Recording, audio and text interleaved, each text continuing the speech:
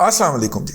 सुबह से यूथियों के ट्विटर हैंडल जो थे वहाँ पे ये बात बार बार कही जा रही थी कि आज चाचू फारग हो जाएंगे। मैंने भी कोई 48 घंटे पहले ये बात कह दी थी और मैंने कहा था कि अगर ये कोई इक़दामात नहीं करते तो फिर ये फारग हो जाएंगे। तो इक़दामात तो हो गए, उसके बाद फिर मैंने ट्वीट नहीं किया। ज़ाहिर इक़दामात हो गए। इक़दामात के अंदर सबसे पहले जो है वो कौमी असम्बली के स्पीकर ने लेटर लिखा सुप्रीम कोर्ट को कि जनाब आप अपनी हदूद व क़यूद थे, आप अपनी औकात से बाहर जा रहे हैं, ये आपका मैंडेट नहीं है। और मुझे कौमी असम्बली के मेंबरान ने कहा है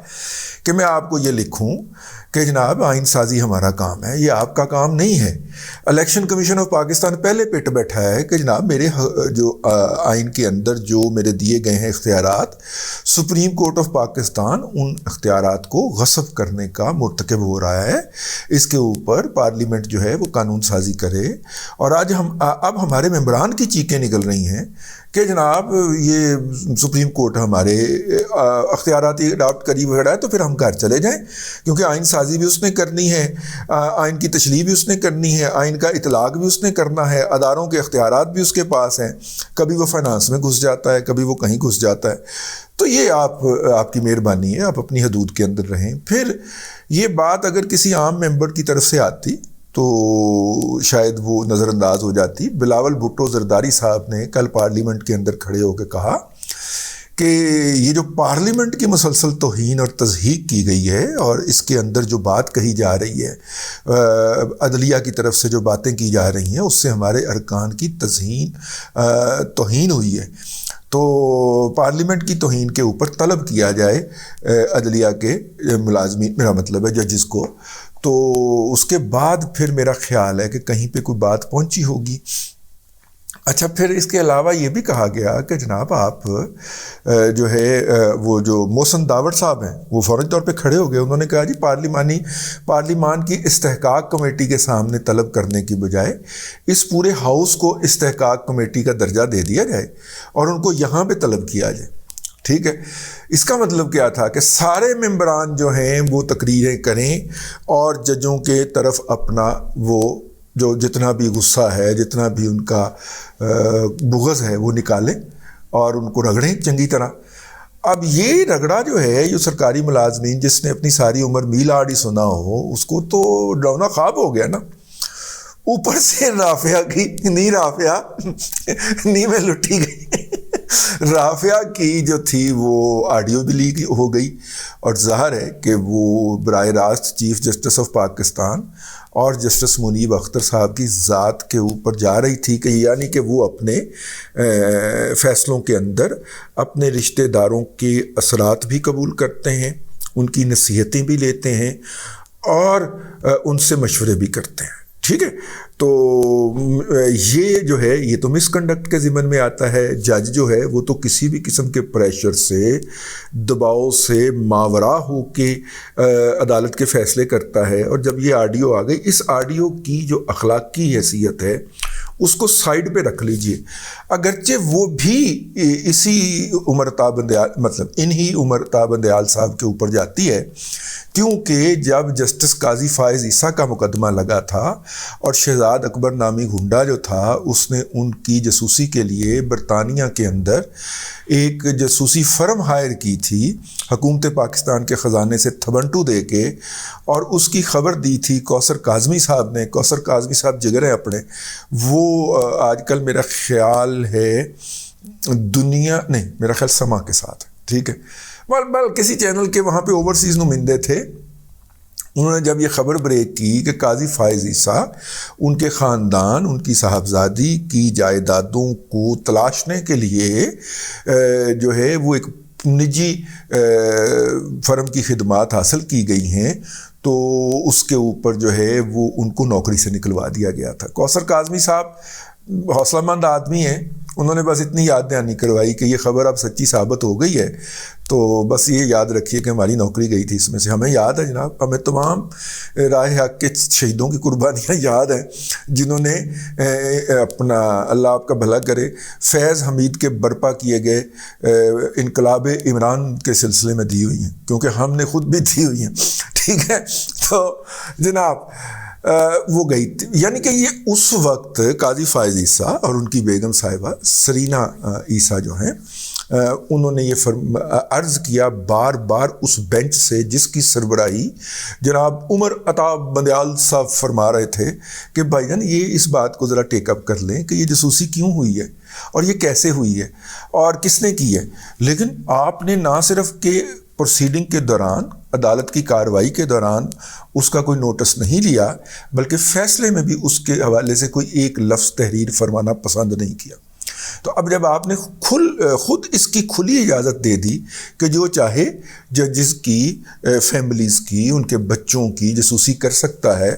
تو پھر وہ آگ آپ نے یہ آگ دوسروں کے لیے جلائی تھی تو آپ کے گھر تک آنی تھی۔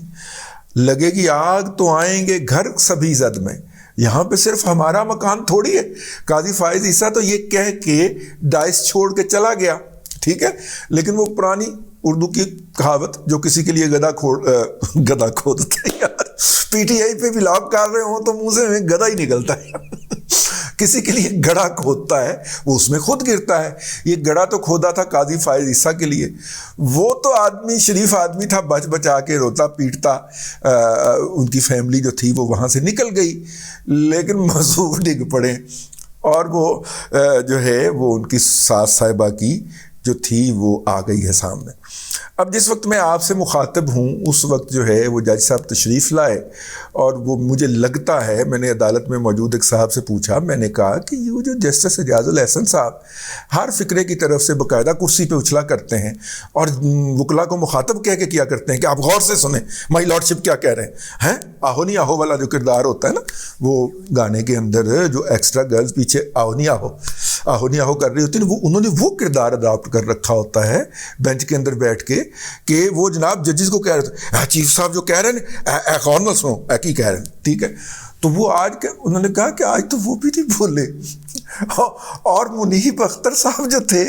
ان کو تو ایموجی ہی مار گئی، وہ بھی نہیں بولے۔ تو پھر کیا ہوا؟ میں نے کہا، انہوں نے کہا جی وہ جج صاحب نے اپنی اسٹیٹڈ پوزیشن سے عدالت کی حد تک اب تک جو ہے وہ مراجعت اختیار فرمائی ہے، اور کہا ہے کہ نہ کوئی ہم نے حکم دیا ہے اور نہ ہی ہم نے کوئی ڈیڈ لائن دی ہے، یہ آپ کا اپنا معاملہ ہے، آپ کریں۔ اب انتظار ہے ریٹن آرڈر کا، کیونکہ نارملی تاریخ ان کی یہی بتاتی ہے کہ یہ عدالت میں کچھ کہا کرتے ہیں، عمر عطا بندیال صاحب آرڈر میں کچھ اور لکھوایا کرتے ہیں، اور نارملی اکثر جو ہے وہ غلط فیصلے، یہ منیب اختر صاحب تو امریکہ کا 1918 والا 1819 والا یا 1816 والا فیصلہ بھی مس کوٹ کرتے ہوئے رنگے ہاتھوں پکڑے جا چکے ہیں نا، ڈاکومنٹری ایویڈنس ہے اس کی۔ تو یہ اندر جا کے جو جھوٹ چتا لیا، جو غلط بیانیہ وہ کر کے تو فیصلے اندر سے بھجوا دیا کرتا ہے۔ تو کچھ لوگوں کا خیال ہے کہ آپ اس کے اوپر زیادہ چھلانگیں مت ماریں، کیونکہ ابھی انہوں نے فیصلہ تحریری دینا ہے اور وہ تحریری فیصلے کے اندر کوئی نہ کوئی ہٹ بیک کریں گے۔ تاہم ایک اور دوسرا گروپ ہے جس کا خیال ہے کہ نہیں، انہوں نے ایک کیس ٹیک اپ کیا ہے آج، اور وہ تھا چاروں صوبوں کے اندر الیکشن ایک وقت منعقد کروانے کا، ٹھیک ہے، اور اس کے اندر انہوں نے یہ آبزرویشن پاس کرتی ہیں۔ یہ عمر عطا بندیال صاحب کی روایت رہی ہوئی ہے کہ یہ جب پھول بھیجتے ہیں تو ساتھ میں پھول لے کے جانے والے کو ایک خنجر بھی دیا کرتے ہیں، جو پھول بھی دیتا ہے اور ساتھ میں خنجر بھی گھومتا ہے۔ یہ حکومت کو رگڑیں گے 21 ارب روپے والے کیس کے اندر، جو کہ الیکشن کے لیے دینے کا حکم دیا ہوا ہے۔ وہ کیس آج ٹیک اپ نہیں ہوا، نہ ہی لگا ہوا تھا، وہ کسی بھی دن ٹیک اپ کیا جا سکتا ہے۔ تو بہرحال یہ دو مختلف آبزرویشنز ہیں اس حوالے سے۔ آج جج صاحب نے جو ان کا پچھلی دفعہ کی پھوں پھاں تھی کہ یہ کر دیں گے وہ کر دیں گے، آرڈر اپنی جگہ پہ قائم ہے، آرڈر 14 مئی والا اپنی جگہ پہ قائم ہے، یہ بات بھی آج انہوں نے نہیں دہرائی۔ اس بات کو دہرانا پڑا شاہ محمود قریشی کو ڈائس کے اوپر آ کے، اور آبزرویشن، میرا مطلب ہے جج صاحب کی آبزرویشن دہرانا پڑی، جج صاحبان نے نہیں دہرائی۔ ایک دوست نے مذاق میں کہا کہ لگتا ہے کہ عمرتاب بندیال صاحب سمجھا بجھا کے لائے ہوئے تھے دونوں کو کہ تم نے نہیں بولنا آج، اور وہ دونوں نہیں بولے، ورنہ تو وہ اچھل اچھل کے کرسی سے آگے ہو کے کرسی کے ایج کے اوپر بیٹھ بیٹھ کے تو بولا کرتے ہیں، آج وہ نہیں بولے۔ تو کیا ہم یہ سمجھیں کہ عدالت اپنا پارلیمنٹ نے جب اپنی طاقت کا تھوڑا سا اظہار کیا ہے تو پیچھے کو دوڑ لگ گئی ہے؟ نہیں، یہ اسٹریٹجک ریٹریو ہے، اور انہوں نے دیکھا کہ پریشر بہت زیادہ بن گیا ہے، 7 سالی آڈیو بھی آ گئی ہے، پارلیمنٹ میں تقریریں بھی ہو گئی ہیں، ججوں کو پارلیمنٹ میں طلب کرنے کی بات بھی ہو گئی ہے، تو اس لیے تھوڑا سا یہاں پہ پریشر کو ریلیز کیا جائے اور ایسے ظاہر کیا جائے کہ ہم تو ریکنسلیٹری موڈ میں ہیں، ہم تو ایسا کچھ نہیں ہے، اور اس کے بعد کاری وار کیا جائے۔ یہ بات جو ہے یہ مجھے زیادہ قرینِ قیاس لگتی ہے، کیونکہ میرا بھی عمرتاب بندیال صاحب سے بڑا ملنا جلنا رہا ہے۔ ونس اپون اے ٹائم جب وہ وکیل ہوتے تھے تو وہ اس اسٹریٹجی کو زیادہ ماننے والے ہیں کہ اگر یہ ہو جائے تو تھوڑی دیر کے لیے پیچھے ہٹ جایا جائے، اور پھر نئے سروں سے شرطیہ نئے پرنٹوں کے ساتھ نئے جذبات کے ساتھ جو ہے وہ حملہ کیا جائے، تو وہ تو ہوگا۔ پارلیمنٹ نے اگر اس کے اوپر ڈھیلا پڑنے کا ثبوت دے دیا تو وہ وار زیادہ کاری ہو سکتا ہے۔ ایک بات جو میں نے آپ سے عرض کی تھی کرتا کرتا میں پچھلے ولاگ کے اندر رہ گیا تھا کہ لمبی تیاریاں کر لی ہوئی ہیں۔ ایک اور بات، یہ جو ایک دم کودے ہیں اپنا صادق سنجرانی صاحب اس سارے مسئلے کے اندر، صادق سنجرانی صاحب جو ہیں وہ جناب عمران احمد خان نیازی کی ضد رہے ہیں جب انہیں چیئرمین سینٹ منتخب کروانا تھا، اور جب کیمرے لگا کے لوگوں کو بلیک میل کر کے فیض گینگ یا فیض مافیا جسے کہہ دیں وہ جتوانے کی پوزیشن میں نہیں آیا، تو اس کے بعد پھر 8 ووٹ ہی ریجیکٹ کروا دیے گئے پی ایم ایل این کے، اور یوں ان کو کامیاب قرار دے دیا گیا۔ صادق سنجرانی اور اس ووٹ ریجیکٹ کروانے کا معاملہ ہائی کورٹ میں گیا، ہائی کورٹ نے ریجیکٹ کر دیا۔ پھر اب آئی سی اے جو ہے وہ زیر سماعت ہے، کوئی پتہ نہیں کبھی لگے یا نہ لگے، صادق سنجرانی اپنی ٹرم پوری کر کے گھر چلا جائے یا نہ بھی جائے، لیکن وہ کیس جو ہے وہ پڑا انفرکچوس ہو جائے۔ یہ عدالت کی اپنی پریروگیٹو ہے۔ اب جب اس کو باندھنے کی کوشش ہو رہی ہے کہ بھائی جب جو درخواست آئے گی اس کو اتنے عرصے کے اندر اندر آپ نے کرنا ہوگا، تو اس پہ بہت زیادہ تکلیف ہے۔ صادق سنجرانی کن کے ہیں؟ یہ ان کے کن کے کون کے ہیں؟ ٹھیک ہے نا؟ تو صادق سنجرانی صاحب اسی گھر کی نوکری کر رہے ہیں اور اسی کے کہنے کے اوپر ایکٹیو ہوئے تھے، ٹھیک ہے، یا ایکٹیو ہوئے ہیں، اور ان کے ایکٹیو ہونے کا مطلب جو ہے وہ حکومت کو کوئی بیل آؤٹ کرنا نہیں ہے، ان کے ایکٹیو ہونے کا مطلب جو ہے وہ عدلیہ کو بیل آؤٹ کرنا ہے، کیونکہ عدلیہ خود کو عمران خان کے ہمراہ چلاتی ہوئی بند گلی کے اندر لے گئی تھی۔ اب اگر آج عدلیہ جو ہے وہ کوئی حکم جاری کرتی ہے جس کو شام کو بیٹھ کے پارلیمنٹ جو ہے وہ انڈو کر دیتی ہے اور کہتی ہے جاؤ اسی نہیں مند ہے، تو پھر کی ہوئے گا؟ آخر میں وہ بڑی بات جو میں نے آپ سے کہنی تھی وہ یہ ہے کہ پی ڈی ایم اور پیپلز پارٹی کے درمیان مذاکرات کے بعد یہ فیصلہ ہو گیا ہے کہ اگر چاچو کو ڈسکوالیفائی کر دیا جاتا ہے، انہیں نااہل کر دیا جاتا ہے، پرائم منسٹر نہیں رہنے دیا جاتا، تو اگلا وزیر اعظم جڑا بنے گا اس کا نام ہوگا کون بلا؟ آصف علی زرداری، ٹھیک ہے۔ اب خبر نہ ہوتی تو میں اس پہ اوپر کبھی بلیو نہ کرتا، کیونکہ خبر کا جو سورس ہے وہ بڑا ریلائبل ہے اور اندر سے مطلب کہ جالا ہے پورا۔ اس نے کہا بھائی میاں نواز شریف نے کہہ دیتا ہے کہ پھر آصف علی زرداری صاحب جو ہیں وہ خود ہی نپٹے اس کے ساتھ۔ تو آصف علی زرداری صاحب نے تو لیٹر نہیں لکھنے دیا تھا، ٹھیک ہے نا، یاد ہے نا،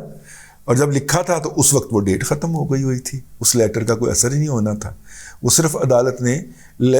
پرائم منسٹر تو ڈسکوالیفائی کر لیا تھا، لیکن بعد میں صرف اپنی عزت بچائی تھی کہ یار ساڑھے گھنٹے لکھتے تو وہ تیرا اثر بھی کوئی نہیں ہونا۔ اب تو وہ مدت ہی ختم ہو گئی جس کے دوران وہ لیٹر لکھنا تھا، ہمیں فیس سیونگ دے دو، تو عدالت کو یہ فیس سیونگ دی گئی تھی۔ اب بھی لگتا ہے کہ اگر چاچو ڈسکوالیفائی ہو جائیں گے تو اس کے 2 فائدے اٹھائے گی پی ایم ایل این یا پی ڈی ایم، اور وہ یہ کہ مظلومیت کارڈ جیب میں ڈال کے نکلے گی الیکشن کے اندر اور الیکشن کی تیاری کرے گی۔ کسی جگہ کے اوپر یہ بھی ڈسکس ہو رہا ہے پی ڈی ایم کے اندر بھی کہ جون کے اندر الیکشن کال کرتے ہیں، لیکن جون کے اندر الیکشن ہونے بھی ہیں تو اس میں سے کسی بھی جگہ کے اوپر یہ بات نہیں جائے، کسی کو میسج کمیونیکیٹ نہ ہو کہ جناب یہ ہم پی ٹی آئی کے کہنے کے اوپر کر رہے ہیں یا پی ٹی آئی نے ون کیا ہے۔ یہ ہے وہ آپٹکس جن کو ون کرنا چاہ رہی ہے پی ڈی ایم یا پی ٹی آئی یا پی ایم ایل این. اور پی ایم ایل این کا تو وہی ٹارگٹ ہے کہ امرتا بندیال کے زیر اہتمام الیکشن میں نہیں جانا، ٹھیک ہے، اور وہ اسی کے اوپر زور دے رہے ہیں. اب دیکھیں کون اگلا سیاسی پتہ کس طرح کھیلتا ہے اور کس طرح جیتتا ہے، لیکن اس تمام صورتحال کے اندر پاکستان کا بہت نقصان ہو رہا ہے. اب تک کے لیے اتنا ہی. اگلے ولاگ کے اندر پھر حاضری ہوتی ہے. اللہ تبارک و تعالیٰ آپ کو آسانیاں عطا کرے اور آسانیاں خلق خدا میں تقسیم کرنے کی توفیق عطا کرے.